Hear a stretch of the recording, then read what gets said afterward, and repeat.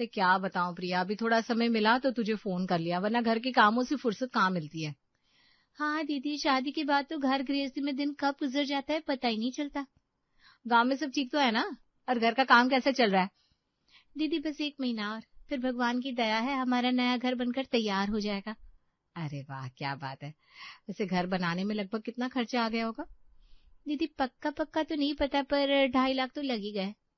दोनों बहनों के बीच फोन पर बात चल रही थी, तभी रिया की पड़ोसन के चिल्लाने की आवाज आती है। अरे ओ रिया बहन, कहाँ हो, बाहर आओ। अब ये क्यों चिल्ला रही है? सुन प्रिया, मैं तुझे थोड़ी देर में फोन करती हूँ। हाँ हाँ ठीक है दीदी। रिया फोन रखकर गुस्से में बाहर आती है तो देखती है पड़ोसन अंजना उसके बेटे बिट्टू के कान खींच रही है।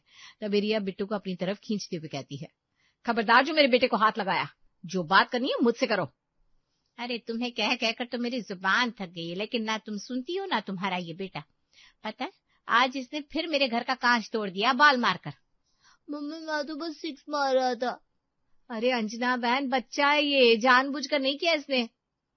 जानकर किया हो या अनजाने में, मेरा नुकसान तो हो गया ना, और पहली बार नहीं 5वीं बार हुआ है। सुन लो रिया बहन, आखिरी बार कह देती हूँ, ठीक से समझा लो अपने बेटे को, वरना कहीं और घर देख लो। अरे ऐसे कैसे बोल रही हो अंजना बहन?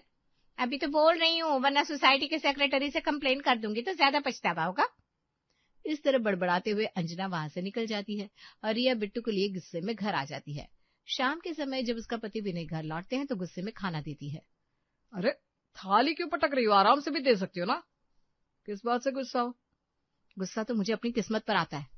अरे मैं पूछती हूँ, कब तक हम इस सोसाइटी में रह गए? कहीं दूसरी जगह घर ले लेते हैं।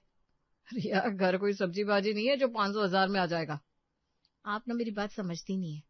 आपको पता है प्रिया ने गांव में नया घर बना लिया, वो भी सिर्फ 2.5 लाख रुपए में। हाँ तो अच्छी बात है। अच्छी बात उसके लिए है, हमारे लिए तो बुरी बात है ना। अरे वो गांव में रहकर नया घर बनवा सकती है, तो हम शहर में रहकर क्यों नहीं? हाँ पापा, मुझे नहीं रहना यहाँ, वैसे भी अंजना आंटी मुझे बहुत डांटती है। हाँ, और इसके चक्कर में वो मुझे और सुनाकर जाती है। ठीक है भाई, मैं ठेकेदार से पता करता हूँ, बजट में बिठा तो ठीक, वरना फिर इसी घर में गुजारा करना पड़ेगा। अब खाना खा लूं मैं? हाँ तो मैंने कब रोका है?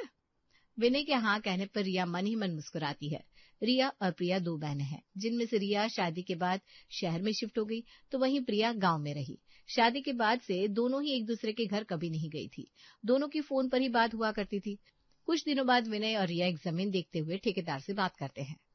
ये जगह तो बढ़िया है, आप ये बताइए घर 3 मंजिला बनवाने में कितना खर्चा आ जाएगा? करीब करीब 25 लाख से 30 लाख। क्या कहा आपने? ये तो बहुत ज्यादा है भाई साहब, इतना हमारा बजट नहीं है। देखिए बहन जी, इतना तो बहुत कम है। वैसे भी बढ़ती महंगाई में शहर में इतने से कम में 3 मंजिला घर तो बनेगा नहीं, बाकी आपकी मर्जी। ठेकेदार की बात सुनकर विनय और रिया एक दूसरे को देखने लग जाते हैं। अगले दिन प्रिया से फोन पर बात करते हुए रिया कहती है, तेरा सही है प्रिया, इतने कम पैसों में तूने घर बनवा लिया। इधर तो 2.5 लाख सिर्फ घर बनाने के मटेरियल में ही लग जाते हैं। क्या बात कर रही हो दीदी, इतनी महंगाई है क्या शहर में? अरे पूछ मत बहन, महंगाई ने तो जीना दुश्वार किया हुआ है। ये तो है ही। मैं कह रही थी कभी मौका मिले तो गांव आओ ना, आपसे मिलने का बहुत मन करता है। अरे मन तो मेरा भी करता है, लेकिन बिट्टू का स्कूल और इनका ऑफिस रहता है, कैसे आऊं मैं? एक काम कर, तू ही कुछ दिनों के लिए शहर आ जाना। कैसी बात कर रही हो दीदी, अगर मैं आ गई तो ये लोग एक काम ठीक से नहीं कर पाएंगे। सच में, औरतों के बिना तो घर के काम हो ही नहीं सकते। मम्मी टंकी में पानी खत्म हो गया है, मोटर चला दो। बिट्टू के बोलते ही रिया तुरंत मोटर ऑन कर देती है। ये सब फोन पर सुन रही प्रिया कहती है, पानी की मोटर? दीदी शहर में पानी खत्म होने पर मोटर चलाते हैं? और नहीं तो क्या, यहाँ हर घर में समरसीबल लगा होता है, पानी उसी से आता है। क्या बात है दीदी, आपको तो घर बैठे बैठे पानी मिल जाता है। यहाँ तो मुझे गांव की औरतों के साथ पास वाले गांव में कुएं से पानी भर कर लाना पड़ता है। हे भगवान, इतनी दूर कैसे जाती होगी तू? एक काम कर, घर तो बन ही रहा है तेरा, तो साथ में पानी की टंकी भी लगवा लेना। रिया की बात सुनकर प्रिया सोच में पड़ जाती है और अगले दिन अपने पति से इस बारे में बात करती है। अरे भाग्यवान, ये क्या बात करी है तुम? घर बनाने में इतना खर्चा आ गया है, अब तुम्हें उसमें पानी की टंकी भी लगवानी है? वही तो, जब इतना खर्चा हो गया है तो थोड़ा और सही, कम से कम मुझे पानी लेने के लिए इतनी दूर तो नहीं जाना पड़ेगा। तुम्हारा दिमाग खराब हो गया है? अरे जीवन भर की कमाई घर बनाने में लगा दी, अब मैं और खर्चा नहीं करूंगा? अरे घर का खर्चा नहीं देखना है क्या? यही सोच तो हम गांव वालों को आगे नहीं बढ़ने देती। दीदी के घर में तो सारी सुविधा है और यहाँ हर काम के लिए बस खींचते ही रहो। तुम्हारी बहन शहर में रहती है प्रिया, वहाँ सुख सुविधा गांव से बढ़कर होती है। प्रिया राकेश की बातों को अनसुना करके अपने काम में लग जाती है। ऐसे ही समय बीतता है। दोनों बहनें ऐसे ही फोन पर बातें किया करती। शुरू शुरू में तो सब ठीक था, लेकिन जैसे जैसे उनकी बातें बढ़ती जाती वैसे वैसे शहर और गांव के फर्क को लेकर दोनों के मन में एक असंतोष पैदा होने लगा। एक रोज मटर छीलते हुए रिया फोन पर प्रिया से बात कर रही थी। तभी उसे मटर में बहुत सारे कीड़े दिख जाते हैं। हाय हाय, ये कीड़े कहाँ से निकल आए? क्या हो गया दीदी? अरे देख ना प्रिया, तेरे जीजा का कब से मन था मटर पनीर खाने का। मटर इतनी महंगी है तो मैं सिर्फ आधे किलो ही लाई थी, पर उस आधे किलो में आधे से ज्यादा मटर में कीड़े ही निकल गए। ये तो बहुत बुरा हुआ दीदी। सत्यानाश हो, उस मटर वाले का सारे पैसे बर्बाद हो गए। इस मामले में मेरा सही है दीदी। बगल वाली पड़ोसन की खेत है तो सब्जियों की अच्छी पैदावार होती है, तो मैं वहीं से ले आती हूँ। बढ़िया और ताजी सब्जियां मिल जाती है मुझे। हाँ भाई हाँ, तू तो गांव में रहती है तो सब कुछ ताजा ही लाती होगी। अच्छा चल, मैं तुझे बाद में फोन करती हूँ, मुझे खाना बनाना है। अरे पर दीदी। प्रिया की बात सुने बिना ही रिया गुस्से में फोन रख देती है और मन ही मन खुद से कहती है, क्या ही फायदा इतने बड़े शहर के बंगले में रहने का, जब पैसे खर्च करके भी ये कीड़े वाले मटर ही खाने हैं। तो हर चीज के लिए पैसे दो फिर भी चैन नहीं। उधर गांव में प्रिया देर तक आंगन में बैठी रहती है। सामने अधूरा मकान, ईंटों का ढेर और बाल्टी में भरा आधा पानी देखकर वो मन ही मन सोचती है, दीदी के घर में पानी की टंकी है, यहाँ एक बाल्टी के लिए भी सोचना पड़ता है। अगले दिन गांव में प्रिया फिर से कुएं पर पानी भरने जाती है। धूप तेज होती है, सिर पर घड़ा और रास्ते में कीचड़ देखकर उसका मन दुखी हो जाता है। अरे प्रिया बहन, आज भी अकेली आई हो पानी लेने? हाँ, रोज की आदत हो गई है। सासू माँ की तबीयत ठीक नहीं रहती ना, इसलिए मुझे अकेले ही आना पड़ता है। मैं समझती हूँ, हम गांव की औरतों की जिंदगी तो बस इसी काम में गुजर जाती है। अच्छा, वैसे मैंने सुना है तुम्हारी बहन का शहर में बढ़िया घर है। बढ़िया घर ही नहीं, वहाँ की सुख सुविधाएं भी एकदम बढ़िया है। उन्हें हमारी तरह पानी लेने कुएं पर नहीं जाना पड़ता, और तो और ठंडे पानी के लिए घर में फ्रिज भी है। क्या बात है, इससे कहता है किस्मत। सही है, जो उसकी शादी शहर में हुई, कम से कम उसकी जिंदगी आराम से तो गुजरती होगी। शहर में औरत का काम कितना आसान है, यहाँ तो दिन निकल जाता है फिर भी काम खत्म नहीं होता। इस तरह कुछ दिन बीत जाते हैं। दोनों बहनों के बीच कोई बातचीत नहीं होती। तभी एक रोज रिया के पास उसकी माँ वैजंती का फोन आता है। अरे माँ, आपने कितने दिनों बाद कॉल किया, सब ठीक तो है ना? हाँ हाँ, सब ठीक है, बस तुम दोनों से बात करने का मन हो रहा था तो फोन लगा दिया। याद तो मुझे भी आपकी बहुत आती है माँ। अच्छा रिया, जरा प्रिया को भी फोन लगाना ताकि हम तीनों एक ही समय पर बात कर सके। हाँ माँ, मैं लगाती हूँ। प्रिया खेत से चारा लेकर आ रही थी, तभी उसके फोन की घंटी बजती है। हेलो दीदी, कैसी हैं आप? मैं तो ठीक हूँ। वो माँ ना हम दोनों से बात करना चाहती थी, इसलिए मैंने तुझे कॉल लगाया है। माँ भी कॉल पर है।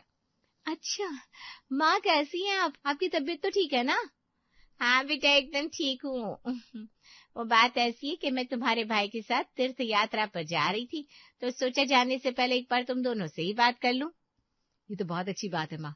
वैसे भी आप कहीं आते जाते नहीं, इसी बहाने भक्ति भी हो जाएगी और आप थोड़ा घूम भी लेंगे। अच्छा हुआ दीदी आपने मुझे फोन कर लिया, वरना मैं ही आपको फोन करने वाली थी। मैं कह रही थी कि घर बनाकर पूरी तरह तैयार हो गया है और अगले हफ्ते घर में पूजा है। इतना समय हो गया है आपसे मिले हुए, इसी बहाने आप एक बार गांव आ जाइए ना। माँ प्रिया, बस 1 मिनट रुकना, लगता है दरवाजे पर कोई आया है। कुछ ही देर में रिया कॉल पर वापस आती है तो प्रिया उससे पूछती है, क्या हुआ दीदी, घर पर कोई मेहमान आया क्या? अरे मेहमान नहीं, ब्लैंकेट वाला था। वो आज गाजर का हलवा बना रही थी तो देखा खोया ही नहीं है। अब बिना खोए के गाजर के हलवे में मजा कहाँ आएगा, तो मैंने ब्लैंकेट से ऑर्डर कर दिया। क्या कहा दीदी, खोया जैसी चीज अपने घर पर मंगवा ली? यहाँ तो मुझे इसके लिए भी हलवाई की दुकान पर जाना पड़ता है। अरे नहीं नहीं, मुझे इतनी तकलीफ नहीं लेनी पड़ती। कुछ चीजें तो ऐसे ही मैं 10 मिनट में बैठे बैठे घर मंगवा लेती हूँ। वैसे भी इतनी गर्मी हो रही है, बाहर चलकर कौन जाएगा। अच्छा रिया, प्रिया ने जो कहा उसके बारे में एक बार सोचना। ऐसे भी बहुत दिन हो गए हैं गांव नहीं आई है। एक बार गांव आ जा, प्रिया का घर भी देख ले और हम सबसे मिल भी लेना।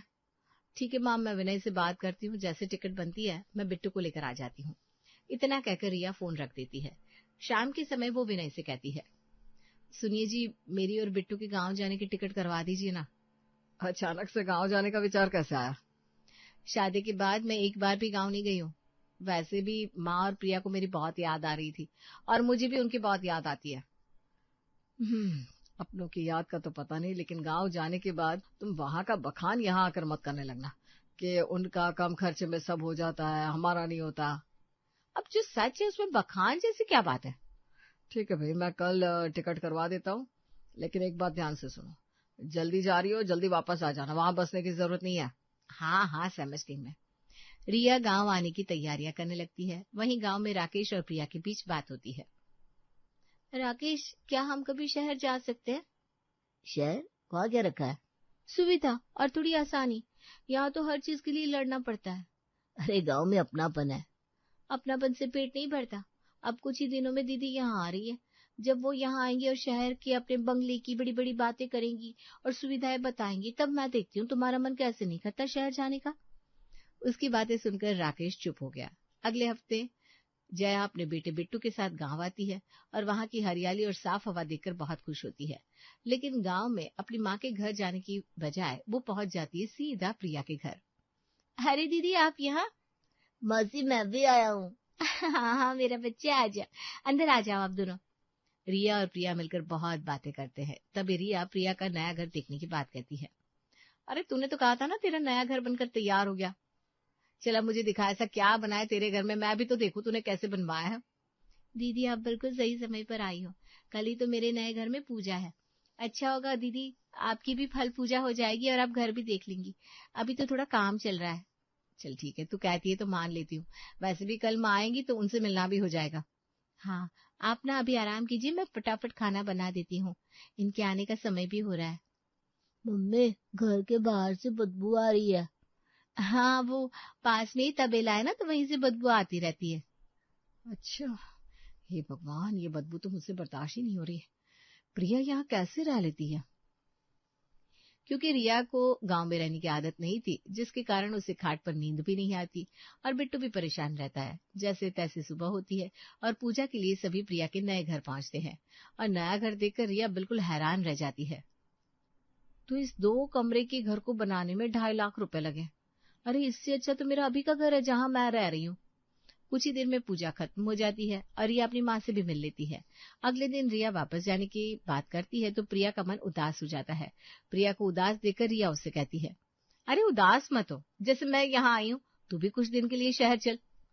प्रिया, वैसे भी तुम शहर जाना चाहती थी तो दीदी के साथ ही चली जाओ, तुम्हें अच्छा लगेगा।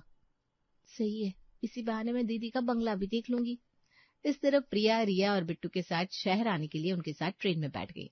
अगले दिन वो रेलवे स्टेशन पर भीड़ और शोर से परेशान हो जाती है। घर आने के लिए सभी टैक्सी में बैठते हैं। प्रिया को टैक्सी में बैठे बैठे पसीना आने लगता है तो प्रिया कहती है, दीदी शहर में हमेशा ही इतनी भीड़ होती है या फिर आज कोई खास बात है? अरे ये तो रोज का है, पर चिंता मत कर, थोड़ी देर में हम घर पहुंच जाएंगे। घर आती ही प्रिया चैन की सांस लेती है और रिया का घर देखकर हैरान रह जाती है, जो कि बहुत बड़े और आलीशान बंगले जैसा लग रहा था, जहां फर्श पर टाइल लगी थी और सब चीज की सुविधा थी। दीदी आपका घर तो बहुत अच्छा है, मेरे नए घर से भी ज्यादा अच्छा। शाम को सभी बैठे चाय पी रहे थे, तभी बिजली का बिल आता है, जिसे देखकर रिया अपना माथा पकड़ लेती है। हे भगवान, 10,000 का बिजली का बिल! लगता है एसी और मोटर चलाना बंद करना पड़ेगा। क्या 10,000? दीदी इतना बिजली बिल आता है शहर में? अरे मोटर, फ्रिज, पंखा, गीजर ये सब चलेगा तो बिजली का बिल तो आएगा ही ना। गांव में ये सारी प्रॉब्लम नहीं होती होगी। सच में शहर के बंगले जैसे घर में खर्चा भी बहुत आता है। इससे अच्छा तो मेरे गांव की झोपड़ी है। मैं तो बेकार में दीदी की बातें सुनकर परेशान होती रहती थी। कुछ दिन शहर में बिताने के बाद प्रिया वापस गांव लौट जाती है और वापस से अपनी रोजमर्रा की जिंदगी जीने लगती है। एक रोज जब रिया का कॉल आता है तो दोनों आपस में अपनी बातें एक दूसरे को बताती है। वैसे प्रिया, मुझे लगता था गांव की जिंदगी शहर की जिंदगी से बेहतर है, लेकिन जब मैंने तेरी परेशानी देखी और गांव में कुछ दिन बिताए तो पता चला मैं अपने शहर के बंगले में ही बेहतर हूँ। हाँ, आप सही कह रही हैं, मुझे भी यही गलत फहमी थी कि शहर की जिंदगी ज्यादा सुख सुविधाओं से भरी है, लेकिन शहर आने के बाद मुझे पता चला कि शायद मैं उन सुख सुविधाओं में ठीक से रह नहीं पाऊंगी जितने अच्छे से मैं यहाँ गांव में रह सकती हूँ। इसलिए मैं भी अपनी गांव की झोपड़ी में ही खुश हूँ। फोन के उस पार कुछ पल की खामोशी हो जाती है और फिर दोनों ही खिलखिलाकर हंस पड़ती है और ये बातें भूलकर अपनी रोज की बातें करने लगती है। शायद हम दोनों गलत जगह पर खुश रहने की कोशिश कर रहे थे। या फिर शायद खुश रहने की जगह बदलना चाहते थे, पर अब लगता है हम अपनी अपनी जगह पर ही ठीक है। इस तरह एक बार दोनों बहनें शहर और गांव की जिंदगियों को भूलकर अपने रिश्तों पर ज्यादा ध्यान देती है, ताकि शहर के बंगले और गांव की झोपड़ी की वजह से दोनों के रिश्तों में कभी भी मन मुटाव ना आए। ये क्या कह रही हो तुम जीजी? ये तो घोर अनर्थ हो रहा है। अरे, ये तुम्हारी चारों बहुएं। अभी बिटोली जी अपनी बात ठीक से पूरी भी नहीं कर पाई थी कि तब तक कांतो जी फिर से फूट फूट कर रोने लगी। मैं तो कहती हूँ। अरे, तुम कुछ न कहो जीजी, मुझे पता है कि मुझे कैसे संभालना है। हमने तुमसे पहले ही कहा था कि बहुएं ऐसे नहीं रखी जाती जैसे तुमने रखी थी जीजी, लेकिन तुमने हमारी बात मानना तो दूर सुनी तक नहीं। मम्मी बिल्कुल सही कह रही है मौसी, लेकिन अब पछताने से क्या होगा जब चिड़िया चुग गई खेत। अब कंतो जी और जोर जोर से रोने लगती हैं। अरे, रोने से कुछ नहीं होने वाला। तुम दोनों माँ बेटी की ये बात मैंने सुन ली, लेकिन अब मुझे आगे क्या करना है ये तो बताओ। तो अब सुनो जो मैं बताती हूँ, बस वो वैसा वैसा करती जाना। पानी सर के ऊपर चला गया है, तब तुम पूछने आई हो। अब तुम फिर से ताने मारने जा रही हो। बताओ, मैं बैठूं या फिर जाऊं? अरे नहीं नहीं, बैठो। सीमा बहू, अरे अपनी मौसी सास के लिए जरा चाय पानी नाश्ते की व्यवस्था तो करो। कितनी देर से मौसी आई हुई है। जी मम्मी जी। अब बिटोली जी आगे अपनी बहन को क्या बताती हैं, ये जानने से पहले हम पहले जरा बिटोली जी के बारे में तो जान लें। आज की कहानी है कानपुर नगर में रहने वाली बिटोली जी और उनके परिवार की। बिटोली जी का मानना था कि बहू को अगर कब्जे में करके रखना है तो फिर चाहे साम दाम दंड भेद कुछ भी अपनाना पड़े, लेकिन बहू को अपने हाथ से नहीं जाने देना है। बिटोली जी के भी 2 बेटे, 1 बेटी और पति सब साथ में ही रहते हैं। अभी उनकी बड़े बेटे की शादी हुई और सीमा बहू को इस घर में आए हुए पूरे 5 साल हो चले हैं। क्या मजाल कि आज तक चू भी करी हो। लीजिए, सबके लिए चाय और नाश्ता तैयार है, खाइए वरना ठंडा हो जाएगा। हाँ बहू, ला जरा मुझे दे, बड़े ही जोर की भूख लगी है। अब देखो, तुम्हारी 4 बहुएं तुम्हें नहीं खिला पाई, देखो हमारी एक बहू है वो। हाँ हाँ, अभी तुम्हारी एक है ना, इसलिए तुम्हें ज्यादा बातें आ रही है। अब बिटोली जी के छोटे बेटे राज की भी शादी हो जाती है और अब सिया सीमा की देवरानी बनकर घर में आती है। अब देखना है कि बिटोली जी इन दोनों बहुओं को कैसे हैंडल करती है और वो कौन सी ट्रिक थी जो आज से कुछ महीने पहले उन्होंने अपनी बहन कंतो को भी सिखाई थी। जा हर्षा बेटा, तू छोटी भाभी के साथ जाकर उसको कमरे में ले आ, जा, और बाद में उसको रसोई में ले जाकर सब कुछ बता देना। और हाँ, अपनी छोटी भाभी को बिल्कुल भी अकेला नहीं छोड़ना, उसका हर पल का ध्यान रखना अब तुम्हारी जिम्मेदारी है, समझी ना? ठीक है मम्मी, जैसा आप कहो। इतना कहकर हर्षा अपनी माँ को आंख मार देती है और दोनों एक दूसरे को देखकर मुस्कुराने लगती है और सिया मन ही मन सोचती है, मैं खामखा शादी के बारे में सोचकर घबरा रही थी और सास और ननद के नाम से तो मुझे करंट लग रहा था। देखो ना, भगवान जी ने मुझे पूरी दुनिया में से एकदम चुनकर सास और ननद दी है। अब मैं बताऊंगी अपनी सहेलियों प्रीति और नेहा को कि तुम दोनों ने यूं ही सास के बारे में फालतू के मेम्स बना रखे थे। हाँ, अब तुम्हारी खराब है तो क्या मेरी भी खराब होगी? अभी सिया ये सब सोच ही रही थी, तभी हर्षा टोकती है। क्या हुआ भाभी, क्या सोच रही हो? नहीं दीदी, कुछ नहीं, बस यूं ही। लो, ये रहा आपका रूम। ओके दीदी, thank you so much. Welcome भाभी। अभी लगभग आधा घंटा ही बीता था कि बिटोली जी की आवाज सुनाई देती है। सिया, सिया कहाँ है तेरी छोटी भाभी, उसे ले आ, जा, अभी कुछ मेहमान आने वाले हैं। लगता है मेहमान आ रहे हैं, मुझे खुद ही कमरे से बाहर चले जाना चाहिए। सिया जैसे ही कमरे से बाहर आ रही होती है, अरे भाभी, मैं आ रही थी ना आपको लेने, आप यूं अकेले बाहर न जाओ। हर्षा और सिया रसोई में पहुंचते हैं। लीजिए भाभी, आप सबके लिए बढ़िया सा गरम गरम हलवा बनाइए, मैं अभी आती हूँ। तब तक सिया हलवा बनाने की शुरुआत करती है। पता नहीं यहाँ सब कैसा हलवा खाते हैं, कहीं कम मीठा और कम घी का तो नहीं खाते। मेरी जेठानी जी भी कहीं नहीं दिख रही, नहीं तो उनसे ही पूछ लेती। चलो अभी शुरू करती हूँ बनाना। तभी थोड़ी देर में हर्षा आती है। अरे दीदी, आप आ गए? वो मुझे पूछना था कि हलवा कैसे खाते हैं यहाँ आपने। अरे ये तो मुझे पता ही नहीं है, मम्मी से पूछ कर आती हूँ, आप जरा रुको भाभी। ठीक है दीदी, लेकिन भाभी कहाँ है, कहीं दिखाई नहीं दे रही है। वो अभी अपने काम में लगी हुई है। आपको क्या चाहिए वैसे? नहीं नहीं, कुछ नहीं चाहिए, बस कुछ नहीं। इतना कहकर हर्षा वहां से चली जाती है और फिर हर्षा के बताए अनुसार सिया हलवा रेडी कर देती है और सब बड़े ही चाव से खा रहे होते हैं। सिया अपनी जेठानी के पास जाती है। अरे भाभी, आप कहाँ थी? सुबह से दिखी ही नहीं। हाँ सिया, वो मैं बाहर के सारे काम संभाल रही थी तो थोड़ा बिजी थी। वाकई में हलवा तो बड़ा ही टेस्टी बना है, एकदम परफेक्ट। अच्छा भाभी, थैंक यू सो मच। अरे, इसी परफेक्शन के लिए तो मैं आपको याद कर रही थी। डर लग रहा था, पहली बार घर में बना रही थी कि कहीं कुछ गड़बड़ ना हो जाए इसलिए। अरे फिर आवाज लगा देती ना, या किसी से कहकर बुला लेती। मम्मी जी मुझे एक के बाद एक एक बाहर के काम बताई जा रही थी कि मैं रसोई तक पहुंच ही नहीं पा रही थी। अपनी दोनों बहुओं को यूं हंसते हुए एक दूसरे से बातचीत करते देख बिटोली जी का माथा ठनकता है। वहां इतने मेहमानों के बीच उनका मन नहीं लगता है, और वो हर्षा को आंखों ही आंखों में इशारा कर देती है, और हर्षा भी एकदम मुस्तैदी से अपना कमान संभाल लेती है। और इतने मुस्कुराकर क्या बातें हो रही है हमारी दोनों भाभियों के बीच, जरा मैं भी तो सुनूं। कुछ नहीं दीदी, बस मैं बता रही थी कि कैसे आपने ही बताया कि हलवे में कितनी चीनी डालनी है। अब क्या करूं, दो दो भाभीियों के होते भी मुझे इस घर की बागडोर संभालनी पड़ती है। हर्षा के ये कहने पर सिया और सीमा एक दूसरे की शक्ल देखने लगती है। अरे मैं तो मजाक कर रही थी। अब सिया जब भी कोई काम करती तो बिटोली जी हर्षा को ही बीच में घुसेड़ देती। एग्जाम्पल के लिए आप ही देख लो। अरे सीमा बहू, ओ सीमा बहू, कहाँ घुसी हो, जरा बाहर तो आओ। हाँ जी मम्मी जी, क्या हुआ, अचानक आपने याद किया? अरे, वो आज हमारे घर में कंतो मौसी और मौसाजी आ रहे हैं, साथ में उनकी बड़ी बहू भी आ रही है, तो जरा खाने पीने की व्यवस्था होनी है। तभी हर्षा और सिया वहां आती है। क्या हुआ मम्मी, बड़ी जोर शोर से चर्चा चल रही है?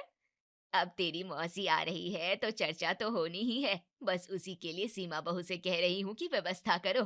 हाँ मम्मी जी, मैं और भाभी मिलकर खाना बना लेंगे, कोई बड़ी बात नहीं है। इसी बहाने से मैं अभी सिया अपनी बात पूरी भी नहीं कर पाई थी कि तब तक बिटोली जी मिस्टर इंडिया के मोकेम्बो की तरह नाराज हो जाती है।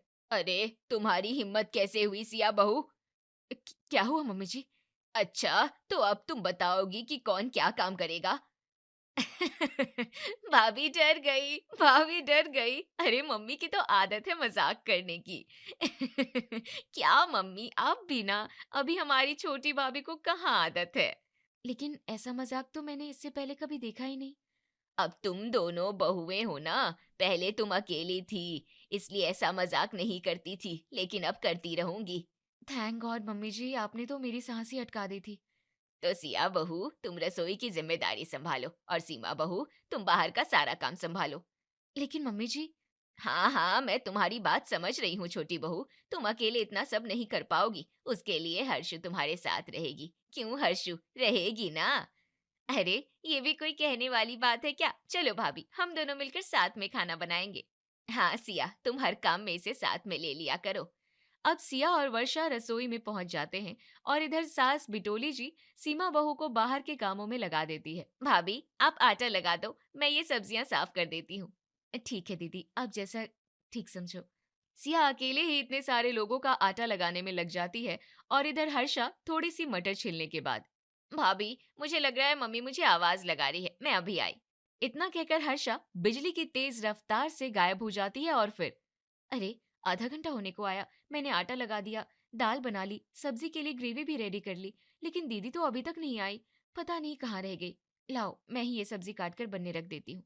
इधर सीमा पूरे घर की साफ सफाई में लगी हुई थी, और उधर सिया भी अकेले ही काम में लगी थी, और बाकी की दोनों माँ बेटी कहाँ गई, तो ये देख लो वो दोनों कहाँ गए। दोनों माँ बेटी यहाँ आराम से रजाई में रूम हीटर लगाकर आराम से बैठे हुए थे।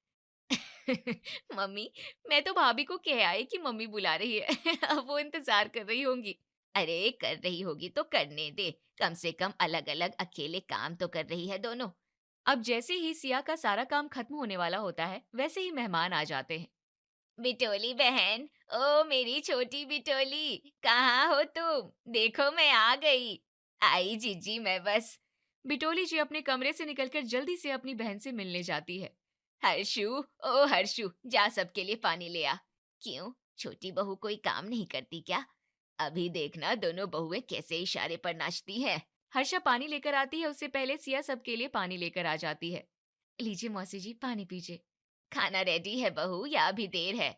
मम्मी जी, सब एकदम रेडी है, आप बस कहे तो लगा दो। लगाओ लगाओ। सिया जैसे ही रसोई में रोटियां बनाने जाती है, वैसे ही हर्षा भी आ जाती है। लाओ भाभी, मैं फटाफट से रोटियां बनवा देती हूँ। अरे दीदी, आप अब दिखाई दे रही हैं, इतनी देर से कहाँ गई थी आप? अरे वो मम्मी ने आवाज लगाई तो मैं उनका काम में हेल्प करवा रही थी। वो उनकी रजाई गद्दे धूप में डालना और न जाने क्या क्या काम। अच्छा कोई बात नहीं, आप जल्दी से रोटी ही बनवा दीजिए। लाओ मैं बनवा देती हूँ सिया। नहीं नहीं, आप बस परोसिए, मैं बनवा रही हूँ ना। सच में दीदी, आप रोटी बना लेंगी क्या? फिर हर्षा ऐसे हिंदुस्तान और पाकिस्तान के नक्शे बनाती है कि खुद ही 5 मिनट बाद भागने लगती है। वही मैं कहूँ कि मैंने तो सिया की शादी से पहले आपको कभी रोटी बनाते देखा ही नहीं। फिर एक दिन, सिया बहू, कपड़े बहुत ज्यादा हो गए हैं और छत पर धूप भी बहुत बढ़िया खिली है, तो क्यों ना तुम दोनों एक साथ कपड़े धो डालो। मेरे और तेरे पापा के भी ऊनी कपड़े बड़े ही गंदे हो गए हैं। ठीक है मम्मी जी, मैं अभी भाभी जी को आवाज लगा देती हूँ, वो भी अपने कपड़े निकाल लेंगी। अरे भाभी, सीमा भाभी को क्यों बुलाना, मैं हूँ आपकी मदद करने के लिए। चलिए चलिए। लो जी, लाखों में एक ननद मिली है, उसे साथ ले लो, बाकी दुनिया की क्या ही जरूरत। सीमा बहू, तू नीचे का खाना संभाल, कपड़े सिया और हर्षु मिलकर धो लेंगे। अब अपनी प्यारी सी ननद हर्षा के साथ मिलकर सिया कपड़े के बड़े बड़े भगोने लेकर छत पर पहुंचती है। लाओ भाभी, आप टब में पानी भरो, मैं सर्फ डालती हूँ। लो जी, मैंने डाल दिया सर्फ। भाभी, अब आप कपड़े डाल दो, अभी तो देर लगेगी ना भाभी, तभी तो कपड़े ठीक से साफ होंगे ना। हाँ दीदी, थोड़ी देर तो वेट करना ही होगा, तब तक मैं जरा नीचे से आती हूँ। ठीक है भाभी? ठीक है दीदी। इतना कहकर हर्षा चली जाती है और देखते ही देखते 15 मिनट बीत जाता है और फिर आधा घंटा भी। अरे ये दीदी कहाँ चली गई? और ये 3 टब भरकर कपड़े हैं और मैं अकेली जान। तभी सिया जल्दी से नीचे आती है और देखती है कि हर्षा तो नीचे है ही नहीं। क्या हुआ सिया, किसको देख रही हो? अरे भाभी, न तो मम्मी जी दिख रही है और ना ही हमारी प्यारी ननद रानी। अरे ननद रानी तो कमरे में सो रही है और सासू माँ गई है पार्क। आज धूप निकली है ना, तो वहीं सब औरतें इकट्ठी होती हैं। ये सुनकर सिया को जैसे 440 वोल्ट का झटका लगता है। क्या मतलब, वो 4 टब भरकर कपड़े मुझे अकेले धोने होंगे? अब क्या करें देवरानी जी, आपको मम्मी जी ने कहा है तो ननद को साथ ले ही लो। अरे यार भाभी, आप भी मेरा मजाक बना रहे हो। मुझे तो समझ ही नहीं आ रहा कि आखिर ये सब हो क्या रहा है। पता नहीं, मुझे भी कुछ समझ नहीं आ रहा है सिया। पहले तो मैं सारा काम अकेले ही करती थी, लगा कि अब मेरी देवरानी आएगी तो मेरी हेल्प हो जाएगी, लेकिन चलो मैं ही जाती हूँ, कहीं मम्मी जी आ गई तो मुश्किल हो जाएगी। अब बेचारी सिया अकेले ही पूरे कपड़े जाकर छत पर धोती है। लो जी, पूरे 2 घंटे लगाकर ये कपड़े धुले हैं, बस इनको डाल दूं और फिर नीचे जाऊं। बड़े ही जोर की भूख लगी है। अब जैसे ही कपड़े डालने की बारी आती है, सिया को प्यारी सी हर्षु की आवाज सुनाई देती है। भाभी, मैं आ गई, लाओ मैं जल्दी जल्दी सारे कपड़े डलवा देती हूँ। अभी हर्षु कपड़े डाल ही रही थी कि तभी पीछे से बिटोली जी की भी आवाज सुनाई देती है। देखो सिया बहू, कितनी बढ़िया ननद है तुम्हारी। अगर अलादीन का चिराग लेकर भी ढूंढने निकलोगी ना, तब भी ऐसी ननद नहीं मिलेगी तुमको। सिया को मन ही मन बहुत तेज गुस्सा आ रहा था, लेकिन वो कुछ नहीं कहती है। भगवान बचाए ऐसी ननद से जो सिर्फ उल्लू बनाना जानती है। फिर कुछ दिन ऐसे ही बीतते हैं। सिया अपने पति राज से कहती है, आप सुनो ना, मुझे ना कुछ कपड़े लेने हैं। देखो ना, मेरी साड़ियां भी पुरानी हो गई हैं और हैंडबैग भी लेना है। हाँ तो इसमें परेशान होने वाली क्या बात है, कल ही चलते हैं। सच्ची, आप कितने अच्छे हो। मुझे लग रहा था कि आप मुझे मना कर दोगे, लेकिन आपने तो एक बार में ही हाँ कर दी। सिया अगले दिन बड़े ही चहकते हुए रसोई में आती है, जहाँ सीमा पहले से ही काम कर रही थी। अरे भाभी सुनो ना, आज मैं राज जी के साथ बाजार जाने वाली हूँ, आप भी चलो ना, जिससे मुझे शॉपिंग में भी हेल्प हो जाएगी और साथ ही साथ हम साथ में थोड़ा टाइम स्पेंड भी कर लेंगे। ठीक है सिया, मुझे भी फील ही नहीं आता कि हम दोनों एक ही घर में रहते हैं। 3-4 दिन हो जाते हैं और हम एक दूसरे से बात तक नहीं कर पाते हैं। अब जब दोनों बहुएं एक साथ एक जगह हो, तो बिटोली जी और हर्षा के मन में तो खलबली तो मचनी ही थी। जाकर रसोई में कान लगा और देख क्या खिचड़ी पक रही है। जो आज्ञा माते। हर्षा भाग कर जाती है और रसोई में कान लगाकर सारी बातें सुन लेती है। हे भगवान, रुको, मम्मी को जाकर बताती हूँ। मम्मी मम्मी, वो दोनों तो साथ में बाजार जाने की प्लानिंग कर रही हैं। अच्छा जी, रुको, मैं उससे पहले ही सब सेट कर देती हूँ। सिया बहू, सिया बहू। हाँ मम्मी जी, मुझे बुलाया आपने? हाँ, मैं ये कह रही थी कि तुम और हर्षु आज बाजार जाकर जरूरी सामान ले आओ। लेकिन मम्मी जी, वो मैं भी आज ही राज्य के साथ और भाभी। अरे जरा से बाजार के लिए इतने लोगों की जरूरत थोड़े ही है, तू तो बस अपनी ननद को साथ ले ले। तभी घर में राज की एंट्री होती है। अच्छा सिया, चलो, आज मैं भी ऑफिस से इसलिए जल्दी आ गया हूँ क्योंकि बाहर ठंड बहुत है, तो हम समय से घर आ जाएंगे। सिया सास की तरफ देखती है। अब क्या करूं, इसे भी अभी ही आना था। अच्छा ठीक है, तुम तीनों चले जाओ, जल्दी से होकर आ जाना, सीमा बहू घर का काम संभाल लेगी। अब सिया को अपनी मर्जी के बिना ही हर्षा को भी साथ में ले जाना पड़ता है। अब हर्षा भी सिया और राज के साथ बाजार पहुंचती है। आ जाओ, ये शॉप अच्छी है भैया, इसमें देख लेते हैं।